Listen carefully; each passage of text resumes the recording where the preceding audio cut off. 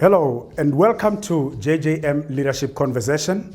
My name is Joseph Mudau, your host for today. At JJM Leadership Conversation, we aim at empowering you with a message of hope and also changing the leadership narrative.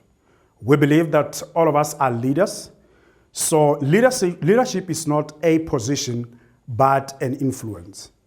Wherever you are in your community, you can make that meaningful change. You can impact your generation by solving those legal problems that are in your area. Coming up today, I'm going to have a leadership conversation with a friend of mine, a mentor, a brother, and also a person that has mentored me in my career or in my life. In actual fact, when we talk about mentorship, I find it very much easier because I can relate because of the journey that I've walked with this gentleman. He is a management consultant, a speaker, and also an author. And he's also a kingdom citizen. We call him a kingdom citizen or an influencer. So ladies and gentlemen, I want you to welcome with me in the studio and in your home as well, in those social media platforms. I want you to welcome with me my friend, Charlie Masala, who happens to be a brother and a mentor to me. Hello, Charlie. Hello. Welcome to the show. Thank you very much. Thank you very much, Joe. You're very kind for your kind introduction, and I appreciate. You're welcome. You're welcome. And of course, I would like to welcome or greet the visitors who are not visitors. The viewers. We call them viewers. The viewers. The viewers. I would like to you know our new normal, Charlie. The viewers. Our new normal is pushing us now to viewers. Yeah, because viewers are visitors because they're visiting virtually. Wonderful, wonderful. And thank you very much for making time. And I want everybody that is watching this video or these materials, I want you to share this video with someone that you believe will also benefit out of this conversation, and also tag one or two people that you believe can also benefit out of this material. The last thing that you can also do as a favor is also to write that comment on the comment box. Write your takeaways out of this conversation. Here it's going to be a simple conversation with Charlie. And Charlie, we've already welcomed you in the show. Thank you very much. And what I hope to hear from you, I think is just a brief introduction about yourself. Of course, earlier on we were talking about us coming from the area called Masimuni. I'm hoping that those that are watching, they will also try to look for the subtitles. But I want you to just give us a brief about who Charlie is, and we'll continue the conversation. Well, my name is Charlie Masala, as it said, and I was born in a village. I'm a village boy from Manamani, in a place called Venda in Limpopo. And that's my background. I grew up, like any other boy, taking care of goats and cattle.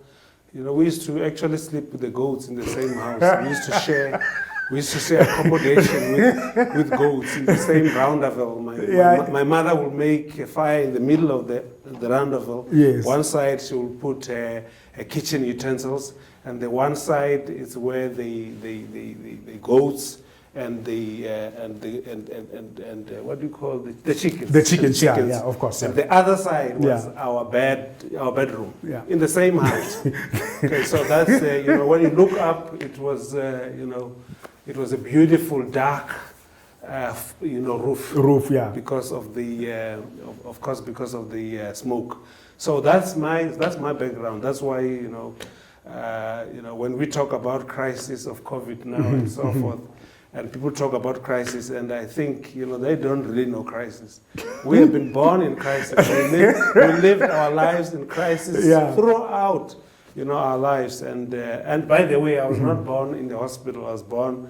I was not born in a hospital bed. I was born at home on a Sunday, at 15th of August, 1971. Wow. And I grew up there, did my primary education there at Manamani Primary School, And then I moved on to do my secondary education in Ndaedzo High School, which was a village next to us. I walked like 3 kilometers every morning, winter, summer, or spring, or autumn, going from home to school on foot.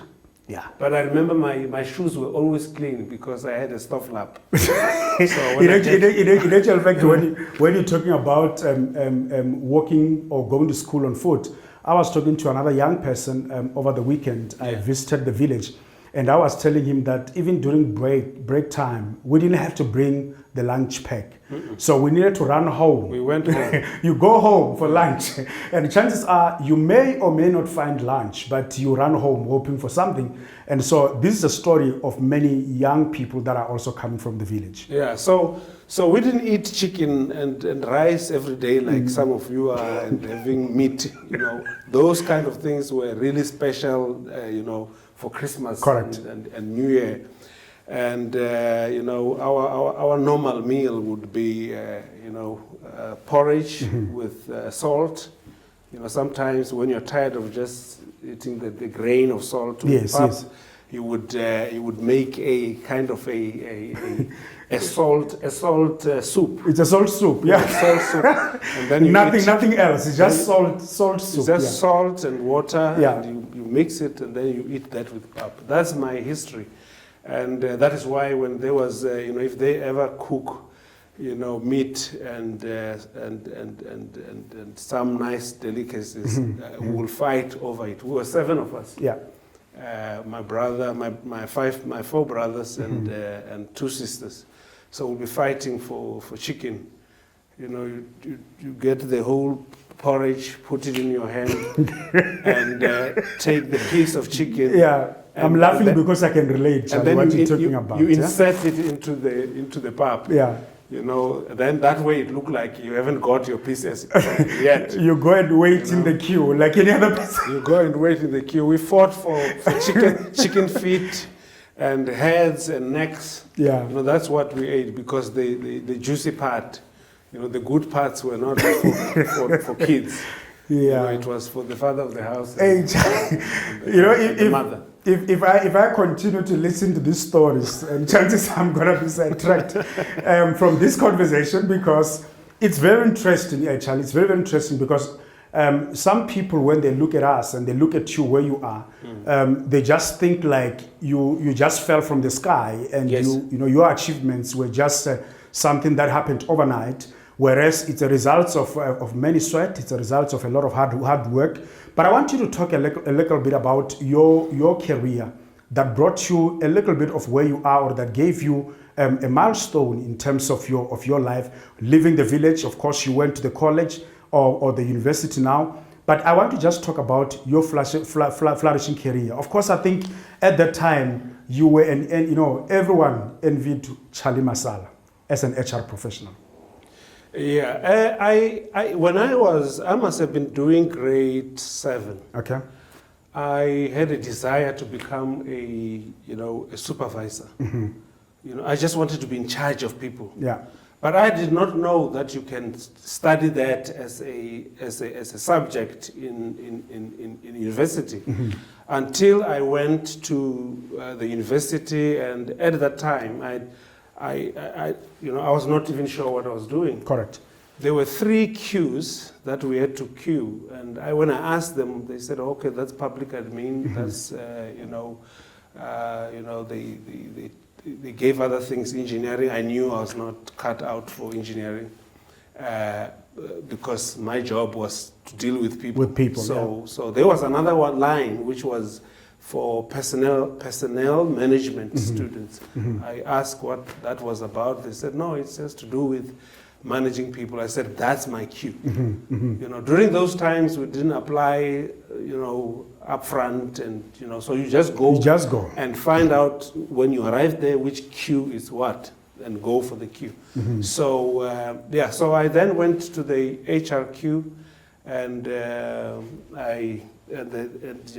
that was history because I then studied to do human resources management, and I qualified as a human resources manager. And from there, I went to, that was at TNT. From there, I was actually employed by, or recruited by the CSIR 6 months before I could finish. And that was a miracle because the CSIR came on campus and they wanted to interview the best students in HR. I wasn't the best student. I wasn't the sharpest knife in the drawer of my classroom. I was not one of those that would be recommended by the lecturers because of my marks, because I was always an E student, and it was not an E for excellent. But what happened is that when I heard that CSIR was coming on campus, I felt that I took it upon me that I must go and meet the people who are coming from the CSIR, and I waited by the parking. Lo and behold, a lady came out. It was a white lady coming to a black township, very scared because we used to be very militant. Correct, yeah. In campus, and I knew that she would obviously be scared, so I went there to help her. Because I told her this place is not that safe. Okay. I'm here to assist you. Can I assist you? I took her bags, and I always was a young man with a positive attitude.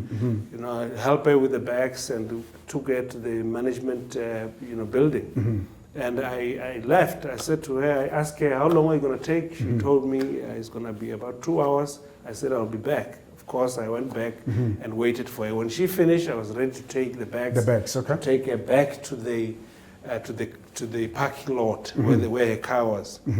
It was when we were going back to the car, she started asking me what I was doing on campus. And I told her that I was studying human resources management and I was finishing that year. That year. It was my last year. Okay. I didn't tell her that I was struggling with financial accounting, which I had to rewrite a few times. But I said to her, I'm finishing, I'm doing my HR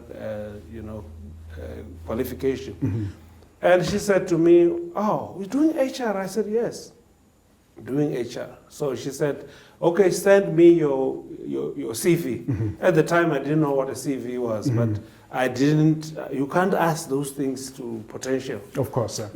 I memorized the word CV. I said, she said I must send a CV. A CV, yeah. I asked my friends and asked other people. They said, okay, it's a document about yourself. So you must put it, Then we put it together over the weekend. Monday, I sent it. And by Wednesday, she called and said, you are successfully going to come and work at the CSIR, and I managed to go there with Pete Msweni, who was the #1 HR student on campus. I was not #1, but I was not #1 on paper, I was #1 on attitude.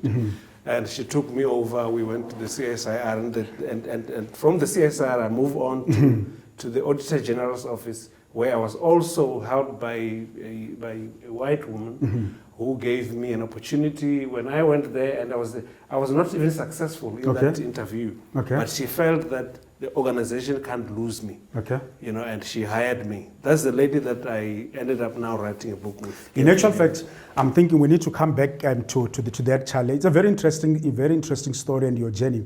And of course, Charlie is a global citizen. For you to know everything about him within the time allocation we have, it may be very difficult. But I'm happy that you are now learning to understand who Charlie is in terms of his journey and the career that he walked. So we're going to be going to a break, and coming back, we talk about his journey, as he continued his career, and also look at him as a global citizen. How did he move from the villages into the city and also into the world? That's what we're going to look at after the break. COVID-19 is a new illness that can affect your lungs and airways. It's caused by coronavirus. This is a global pandemic which requires everyone to take responsibility in order to minimize the spread of coronavirus. It is now compulsory for all South Africans to wear a face mask in public even after the lockdown eases. If you cannot afford disposable face masks, you may have to make use of the cloth face mask. But what if you cannot sew one for yourself? Well, that's where Mispriced Fashion comes in. We can assist you with cheap and affordable reusable quality face masks. We produce 3 types of face masks: the pleated face mask, the nose curved shape face mask, and the lace face mask. All these masks have 3 layers of fabric as proposed by the government. We have all sizes, including children's face masks. Our face masks start from as little as 25 Rand per mask. We also have special prices for bulk orders. To order your mask, please call the number on the screen. You can also place your order through our website, which is www.mispricedfashion.co.za. You can also follow us on our social media pages. Thank you for your support and stay safe. God bless South Africa. Mispriced Fashion, your dress code, your signature. Welcome back to JJM Leadership Conversation. I hope that you are picking up some of the takeaways from this conversation. And if there is that one thing that you have learned from this conversation, I want you to just type it on the comment box. Let other people know what, your takeaways, something that you've learned for yourself. We'll continue our conversation with Charlie Masala here, who happens to be my guest in the studio. And before the break, we were looking at his career from the CSIR, now going to the Auditor General as an HR professional. Charlie, can you just take us through that journey? Well, I saw an ad on the Sunday newspaper. Okay. And the ad, I had at the time about like 7 months experience. The ad needed someone who at least have 2 years experience. I decided I'm going to take it on because I said 7 months of practical experience and 4 or 5 years of theoretical training. I decided to take my chance. So I then applied. When I applied, I was interviewed. Okay. So one mistake that companies have done over the years in my life is to invite me for interview because when I get to the interview, I never fail an interview. Okay. I've never failed one. So when I arrived there, and they interviewed me, and I saw that they were very excited. And when we finished, of course, I was not successful on that interview, but the panel, I'm told that the panel decided, Gail from Union was, taking care of the transformational side of the Auditor General, decided that she saw potential in me, that, she's asking for permission to create a position for me. She asked for that. She applied for that permission. She got it, and they called me. They said you were successful. I was very excited. I went to the CSIR. To the Auditor General from the CSIR. Started working there. I got a nice, salary, a big jump. I can't even, fathom it. I can't. It was, and it was just an amazing experience. And then from there, I was a manager at age 21. I had my own, department. I was taking care of, and I was having provinces that I was responsible for. And it was that time where I then realized, South Africa is changing, but it's still very challenging because a lot of things have not changed. People that we worked with in the workplace were still very prejudiced, and they were still very, ratio, for the lack of a better word. And but I endured through all that, and Gail then moved from Auditor General to the African Bank. Okay. And then she headhunted me because I never really looked for jobs from there. I was being headhunted since. And she invited me to a department. I went to join there as a National Human Resources and Procurement manager, and the rest was history. Wow. I started driving what I liked. I wanted to talk about that. In particular, you're the first people who drove Jetta 4 when it was a transition from the old shapes of the Jettas the VW Jettas, and you happened to be the first people who drove those cars, huh? Well, I enjoyed my life. Yeah. I was in my future. I've been in my future for a very long time. Wow. And everything changed. From the Auditor General's office, she went to ILS and also was headhunted there. And we worked together, and that's when God told me, and through the help of Dr. Miles Monroe, he said, you have been doing what you're doing for over 10 years. It's now time for you to become a consultant. And I believed it. I didn't doubt it. I opened up my own consulting company when it was not fashionable to do so. Of course. And when there were no tenders at that time. I started my own consulting company, Zoe Business Consulting, where I was consulting human resources management and team buildings, diversity training, and it was during that time where I then get a lot of exposure within the South African corporate context. My first client, though, was a very interesting client, because my first client was my employer, the African Bank. Okay. When I told them that I was leaving, they said, you can't leave. I said, I'm leaving, because I have learned a long time ago that don't leave a place where they don't want you back. Yeah, correct. So leave when they celebrate you, and that way you always leave a lingering, good legacy. And I said, yeah, but well, I thought about it, and I said, well, there's something, I have a plan, though. I can stay, provided we change a few things. Okay. I said to them, instead of you giving me a pay slip, I'm going to send you an invoice. Then they said, okay, that's fine. And I started making good money from there. I gave them a two days consulting, and the rest of the days were my days. But of course, I was making more money than when I was working there for 2 days, than when I was working there for 24 hours. I love it, and I love it because one of the things that Charlie indicated here in the conversation, I think the power of attitude is something that you can also take it to the bank if you want to grow your career. Work on your attitude, and therefore opportunities will also come your way. Charlie, I want to just bring another aspect here of your life, your career, and that is when you worked with Dr. Miles Monroe. And for me, I think this is an exciting journey, and a lot of materials around Dr. Miles Monroe, you have introduced me into those materials. And I always tell people when they want to know what influenced me in my life and also in my leadership style. And I always say that Dr. Miles Monroe is the foundation, I think, of what I understand who I am as a person.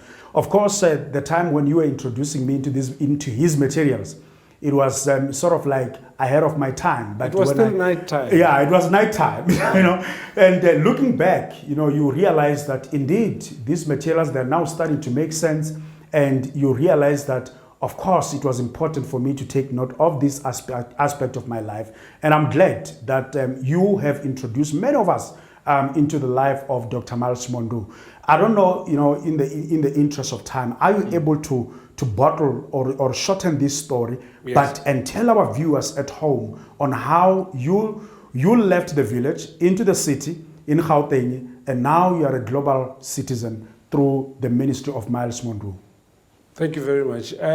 I got to know Dr. Miles Monroe, and this surprises people.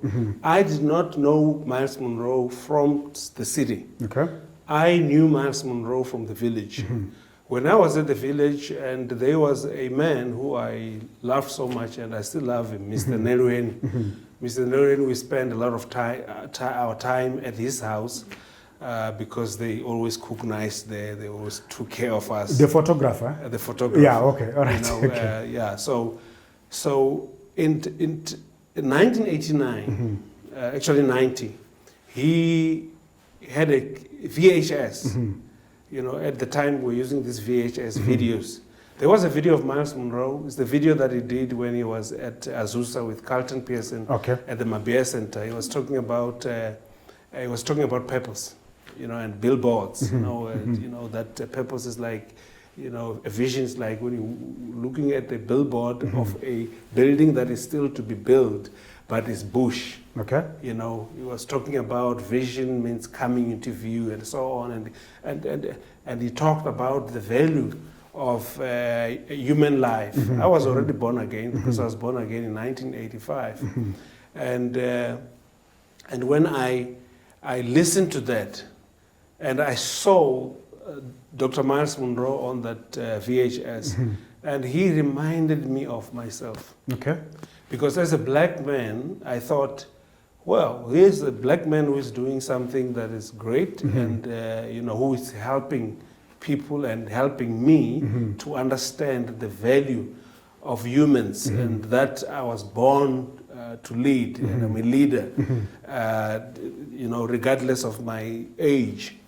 And I just knew in my heart that this is the man who I'm going to go a long way with him. I knew I was going to do whatever it takes for me to meet with him. Okay.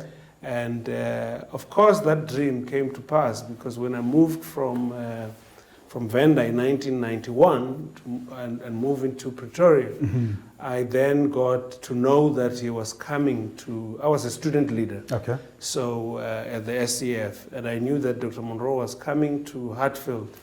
And that is when I started talking to Pastor Ed and Blackie, Blackie Swart at Roybet, and was the pastor. And Blackie was like an admin person at the church, administrator of the church, working closely with Pastor Ed. And I asked this gentleman, I said, I would like for them, Miles Monroe is coming to them, and it is okay, but I feel that there is a segment of people that is not able to reach because he comes to the suburbs. And I said, I'm asking for them to give me Miles Monroe on a Saturday, and I will ensure that the hall will be packed with people who needs to hear that message. And of course, Pastor Ed was very generous, and he gave me that opportunity to host Dr. Miles. I remember I couldn't believe it. I mean, even when we were doing the marketing part, we were just using his photo of the book, Becoming a Leader. We made photocopies of that. And we wrote with marking pen, Miles Monroe coming. He's coming here, And then we plugged that. We made a lot of copies and plugged it around the campus. Wow. Then Miles Monroe arrived, and I couldn't believe it. That day I was there, master of ceremonies, and I asked, when we finished the program, I asked him if he could mentor me. And, he stopped, put his briefcase down, and he opened the briefcase. Of course, coming from the village, I thought he was going to probably take some money, give me some dollars. So he opened his briefcase, and he took out his personal card. Okay. Which was more than money and more than anything. And he took that card and he started writing. So he wrote his home number and gave me all the personal stuff, personal addresses. And I would write him. During that time, we didn't have telephones. Mobile phones. Yeah, we needed to write letters. We needed we had to, for us to communicate, we had to write letters. Sometimes I would write him a letter, and I will meet him before the letter arrives. And then I will have to give him the content of the letter that I have sent. And but that was the thing. With my pocket money, I will go to the tiki box, those old phones that we used to throw in coins. And most of the time, my coins will finish before I speak to him, because he's busy all the time, and when I call, but I got wiser as time went. I would call and say, I'm looking for Dr. Miles. Then they say, okay, we're going to look for him. Then I drop. And then I call again. And the relationship just went like that. And it grew to be a relationship of working together. And it grew then to be a family relationship. So that relationship was very special. And he didn't want anybody to take advantage of me or anything. He really took care of me. Dr. Miles took care of me very well. He didn't want, there are people who would come to him as I was running his office, and they would believe that they could do a better job, or they have better resources, or they have this and that. And Dr. Miles Monroe always say, my boss is Charlie Masala. is my boss. Yeah. Speak to my boss. And Correct. it didn't matter who it was. When I started running the office, he would say, speak to Charlie. Have you spoken to Charlie about this? And that is the kind of leadership that I have, witnessed in him. He always say that I can't break my own authority. I put my authority in place, and my authority is Charlie. So that relationship, grew. I went to the Bahamas for the first time in 1997. I was there for the first time. It was July. And I attended the Youth Alive conference because I couldn't attend the other ones because I was still young. Okay. So I attended Youth Alive conference, and he was my host. And that's the time when I joined the International Third World Leaders Association, which is still continuing even today. So that journey would continue like that, and will be family relationship. And he have been to my home village, and he have been. I've been to his home many times, and he wanted to see my parents. We went down to Venda, and we went to Venda twice actually. Okay. And also went to our church there with Dr. Muligwe. All right. It has been a wonderful relationship, and then of course from there I started getting exposed to the world. Correct. I started getting exposed to the global village. I love it. I think this story. It deserves to be told. And I think to our viewers at home, you are enjoying this story. And of course, I think there are lessons that you are picking during the course of this conversation. We're going to be going to a break now. And after the break, we're going to come back and conclude our conversation with Charlie Masala. And keep on sharing this video with other people that you believe they will also benefit out of these materials. Christ Media TV app is now available at Google Play Store. Download it today and get the latest updates and live broadcasts on your phone. The app's features also enable you to connect with our Facebook page, access frequently asked questions, and read the Bible online. Christ Media TV app, now available for free at Google Play Store. Download it now and stay connected. The Monroe Press presents Black Sun, White Mother, written by Charlie Masala and Gail Vermeulen. In this book, Charlie Masala and Gail Vermeulen converted their personal experiences into an excellent word. This book will challenge and motivate you to rise to the occasion in internalizing diversity in your life and work.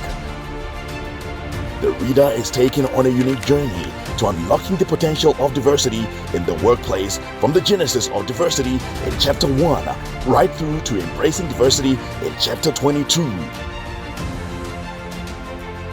The strength of the book lies in its practical wisdom, expressed in succinct yet profound pieces of insight and advice.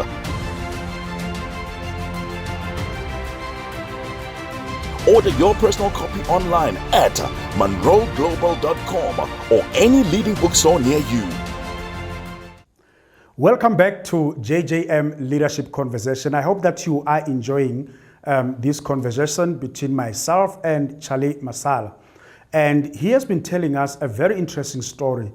It is good to tell this story because young people and many people that are also learning from him can continue to learn from his journey with Dr. Myles Munroe. Of course, there is a lot.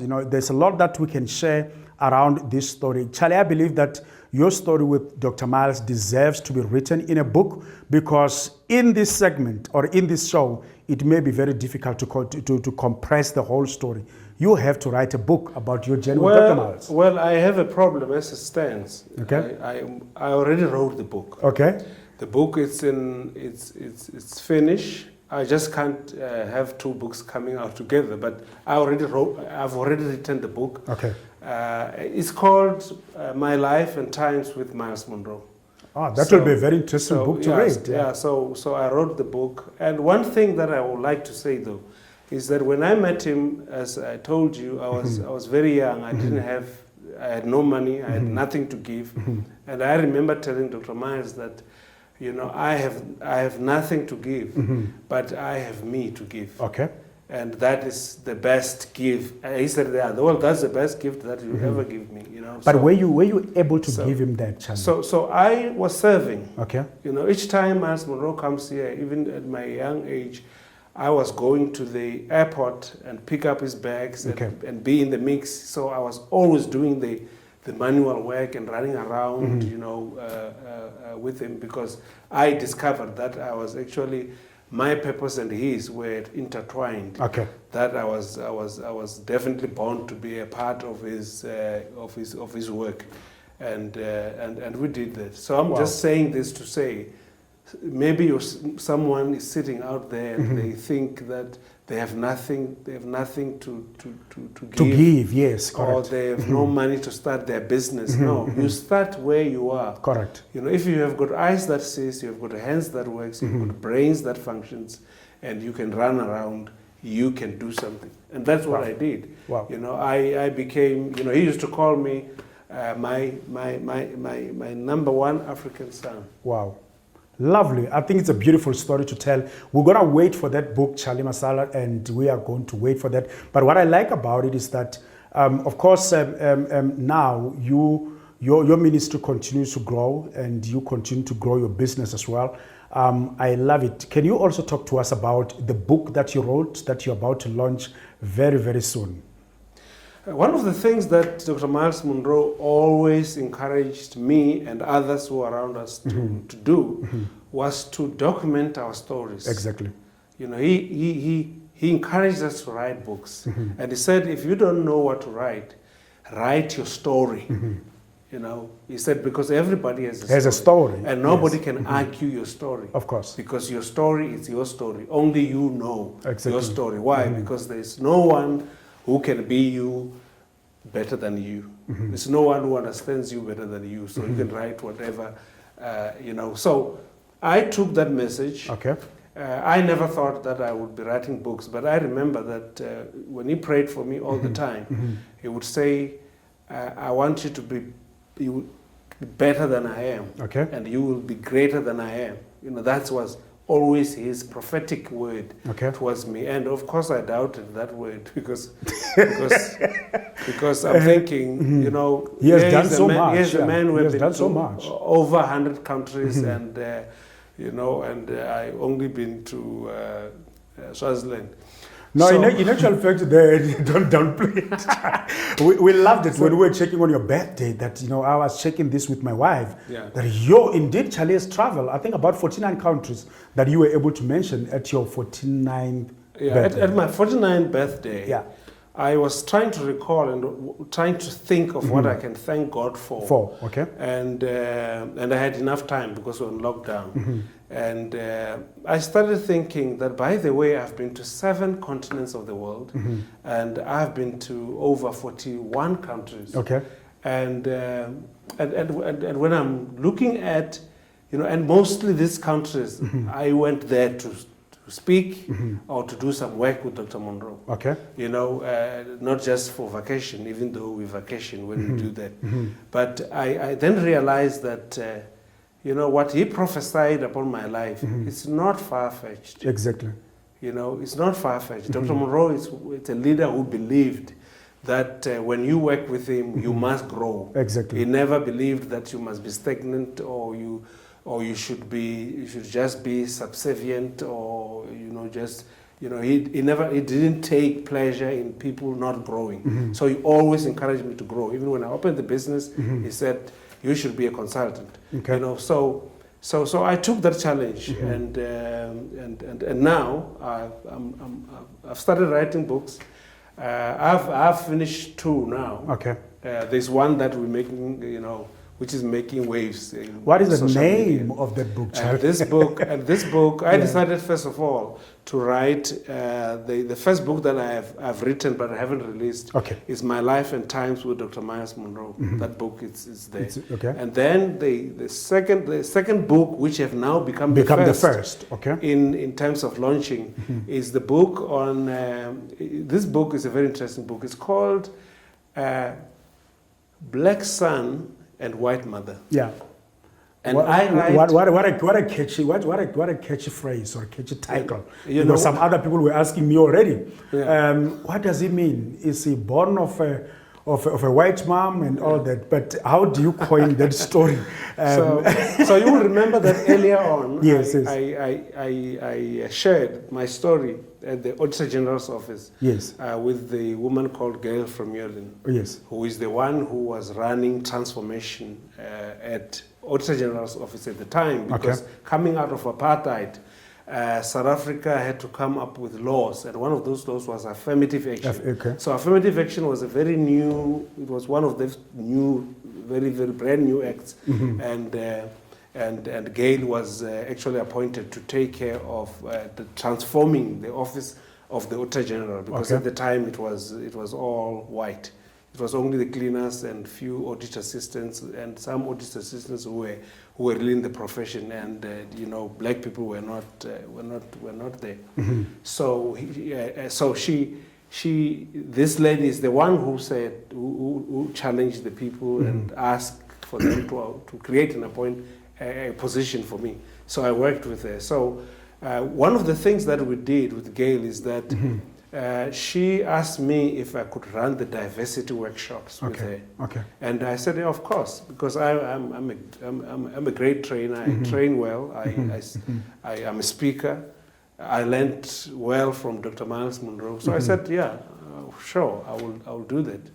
I'll join you. And then we trained the whole office of the Auditor General, over 1,200 people. We trained them. I was standing in the class, you know, with 20, 30 people, 40 at a time. And we taught so much on diversity that even when Gail and I were not doing things together, I was still speaking on diversity. There's one on YouTube where I'm talking about the leadership key of unifying diversity. That session actually was a session at the Global Leadership Summit, where Dr. Miles Monroe asked me to speak. So I did a whole hour of session in the Bahamas in 2010. And I continue to speak about this subject of diversity because human beings are struggling around this subject. The whole issue of black and white, men and women, gender-based violence, you know, how we treat the people who have disabilities, and diversity in general. Of course. Yeah. So I then decided in 2018, I'm going to write a book on this. And 2019, I felt that I didn't want to write it just by myself. I wanted to write it with someone. And then I thought, okay, the best person to write with this book with will have to be a person who is diverse. And I asked Gail Vermeulen, I sent her a text, and I said, I'm going to write 5 books, but one of them, I want to do that book with you. And that is the book now, which is called Black Son, White Mother. It's on diversity. It's talking about unleashing the power of diversity in the workplace. So that book definitely is gonna top the charts. I see it making, you know, I see it selling over 1 million copies over a very short space of time, because it's a very great book. It's been endorsed by the South African, board of people practice. You can't go better than that. And it's a great book. It's forwarded by one of the top lawyers of the country who ran, the legal side of 2010 Soccer World Cup. Brother Leslie Sidiwe, he was very excited about the book, and many other people endorsed the book who are people who know what's happening. And I'm also excited about Katuram Kumbat, endorsed the book. And I mean, he ran the National Youth Development Agency. So he should know what he's talking about as a CEO. So this book is very exciting. I have chills when I think of it, because it has so many things that people can learn from that book. Of course, there's Black Son, White Mother 1. There's going to be Black Son, White Mother 2. But we'll have another topic. That's where I will be talking about diversity now everywhere. So this one is special. It has a special focus. Wow. I love that, and I'm hoping that you are also going to get yourself that copy. And we're launching it, by All right. the way, on the 24th of September? Heritage right. Day. Okay, We beautiful. can't go better than that. We can't wait. I can't wait to have that copy in my hand. And Charlie, I think we are now nearing the end of our conversation, and JJM Leadership Conversation, we aim at looking at leadership aspects. And as we conclude now, what will be your leadership philosophy? What drives you as a leader? Is there anything that you want to tell our viewers there? My leadership philosophy is that I believe that everybody was born to lead. Okay. Everyone has a capacity to lead. So the capacity of leadership is in everyone. Why? Because Genesis 1:26 says, God says to, the Trinity, they say, let us make man in our own image, after our own likeness, and let them, this man, have dominion. That dominion, to me, talks about leadership, talks about mastery, talks about control, it talks about taking charge of the situation and taking charge of the planet called Earth. This is where mankind is supposed to rule. Wow. And that's why I believe that everybody was born to lead. Including the man who is sleeping in the street under the bridge, who have no food, including people who are doing jobs that we despise. They were all born to lead, and that capacity to lead, it's in everyone. Wow. Ladies and gentlemen, you have heard for yourself that you are born to lead. Don't sit back and wait for other people to come and lead in your space. Try to solve those little problems in your area. That was my guest, Charlie Masala, and we appreciate him, and we are going to share his contacts, or his contacts, especially when the book comes out, so that you are able to get that copy yourself. We want to encourage you to also continue to share this message of hope with other people, and we hope that there is something that you have learned or pick up for yourself, and continue to shine wherever you are, and meet you at the top where you belong. God bless you.